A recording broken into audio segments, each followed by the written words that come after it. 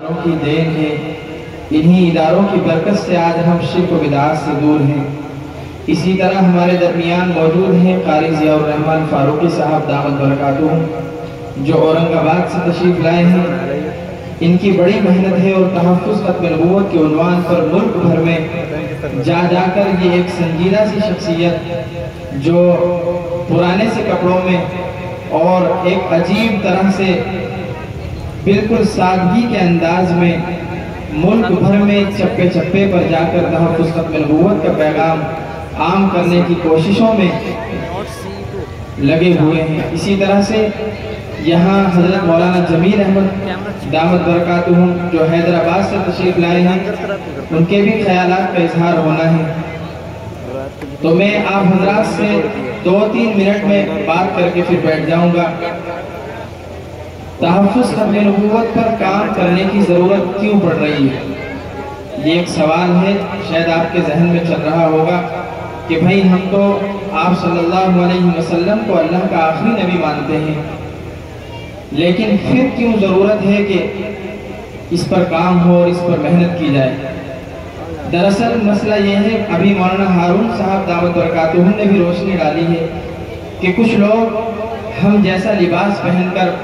کرتا ٹوپی پہن کر اور اچھے باشرہ بن کر ہمارے درمیان آتے ہیں اور وہ نہ ہم سے مال طلب کرتے ہیں،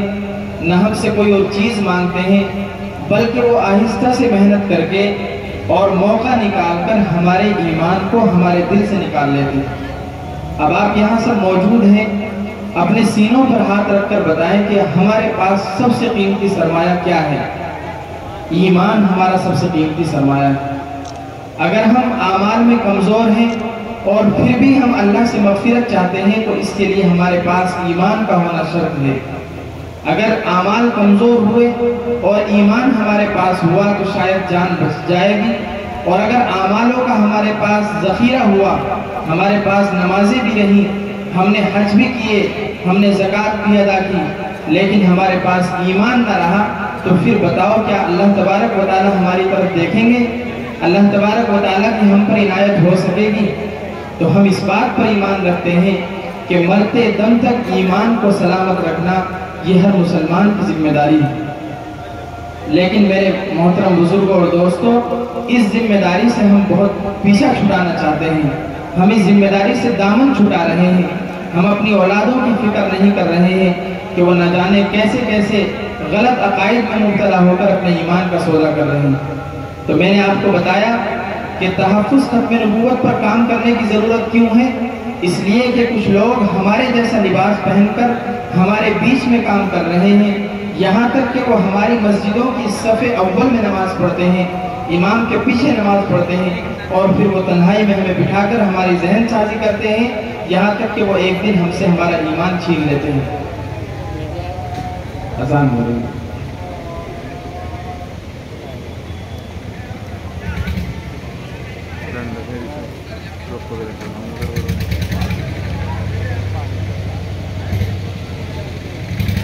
تو ہمیں اس پر کوشش کرنی ہے۔ یہ جو پروگرام یہاں منعقد ہوا اور ماشاءاللہ یہ دفتر یہاں قائم ہوا ہے، پاس میں دفتر ہے اس کا تحفظ ختم نبوت کا،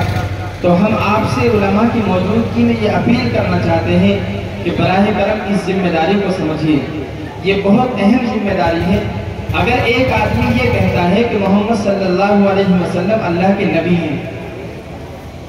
وہ ٹھیک ہے، اللہ کے نبی ان کو تسلیم کرتا ہے،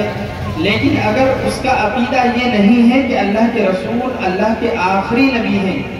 تو وہ اپنے ایمان میں مکمل نہیں ہے۔ تو ہمیں اب صرف یہ نہیں کہنا کہ محمد صلی اللہ علیہ وسلم اللہ کے نبی ہیں، بلکہ ہمیں کیا کہنا ہے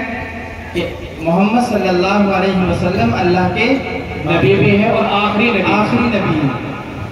آخری نبی ہمیں کہنا یہ ضروری ہے اس دور میں، اس فتنے کے دور میں۔ تو لہذا یہاں اتراکھنڈ میں بڑی محنت چل رہی ہے۔ مفتی شوقین مظاہری صاحب دعوت برکاتہم یہاں اتراکھنڈ کے صدر ہیں، اور اسی طریقے سے مولانا دانش قاسمی صاحب یہ حلقہ کلیر شریف کے صدر ہیں، اور اسی طرح دوسرے احباب بھی یہاں موجود ہیں، قاری دلشاد صاحب یہاں موجود ہیں، بڑے ذمہ داروں میں ہیں۔ تو اس محنت کو آپ معمولی نہ سمجھیں، یہ دیوانوں کی طرح در در جا کر، مسجد مسجد جا کر، مکتب مکتب جا کر لوگوں کی خوشامدیں کرتے پھر رہے ہیں، صرف اس لیے کہ بھائی کسی طرح اپنا ایمان بچا لو۔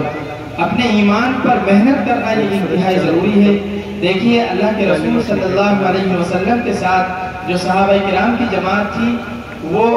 اللہ کے رسول حد سے زیادہ اعتماد کرتے تھے، بھروسہ رکھتے تھے، اور یقیناً وہ جماعت بھروسے کے لائق تھی۔ اللہ کے رسول کے لیے انہوں نے جانوں کو قربان کیا، اللہ کے رسول کے لیے انہوں نے اپنے مال کو قربان کیا، ہر طرح کی قربانی پیش کی، لیکن پھر بھی اللہ کے رسول صلی اللہ علیہ وسلم محفلوں میں بیٹھ کر صحابہ سے فرمایا کرتے تھے کہ اپنے ایمان کو تازہ کرتے رہا کرو، اپنے ایمان پر محنت کرتے رہا کرو، جبکہ اللہ کے رسول کو یہ اعتماد تھا کہ اب جب یہ ایمان لے آئے ہیں تو اب یہ پھرنے والے نہیں ہیں، لیکن اس کے باوجود بھی اللہ کے رسول اس بات کی ترغیب فرمایا کرتے تھے کہ اپنے ایمان پر محنت کیا کرو۔ تو لہذا ہم جس دور میں جی رہے ہیں یہ فتنوں کا دور ہے، اس میں ہمیں انتہائی عقل مندی کے ساتھ، سنجیدگی کے ساتھ جینا چاہیے۔ اور ایک یہاں ماشاءاللہ نوجوانوں کی ایک بڑی تعداد موجود ہے، میں آپ نوجوانوں سے گزارش کرتا ہوں کہ آج کل نوجوانوں کا یہ مزاج بن گیا ہے کہ وہ اپنا ہر مسئلہ گوگل اور یوٹیوب سے حل کرنا چاہتے ہیں۔ گوگل اور جب بھی ان کے سامنے کوئی مسئلہ آتا ہے تو وہ فوراً گوگل پہ لکھتے ہیں کہ اس کا جواب کیا ہے۔ اب یہ نہیں دیکھتے کہ وہ جواب دینے والا کون سے مسلک سے ہے، وہ جواب دینے والا کس کو نبی مانتا ہے، وہ جواب دینے والا کیا دعویٰ کرتا ہے، ہم اس کی بات پر ایمان لے آتے ہیں۔ تو لہٰذا تمام نوجوانوں سے گزارش ہے کہ ابھی ماشاءاللہ علماء کی ایک بڑی جماعت ہمارے درمیان موجود ہے، ہم جب بھی کوئی مسئلہ پیش آئے تو اپنے امام سے رابطہ کریں، اپنے علاقے کے مدرسے میں جا کر مولانا سے رابطہ کریں، مفتیان کرام سے رابطہ کریں، وہ بہت اچھے سے سنجیدگی کے ساتھ آپ کے مسئلے کو حل فرمائیں گے۔ تو امید ہے انشاءاللہ آپ اس درخواست کو قبول کریں گے کہ سوشل میڈیا کے ذریعے اپنے مسئلے کو حل نہیں کرنا ہے، بلکہ اگر کوئی مسئلہ گھر میں پیش آتا ہے تو اس کو علماء کے ساتھ بیٹھ کر حل کریں گے۔ اللہ تبارک و تعالی ہم سب کو عمل کرنے کی توفیق عطا فرمائے۔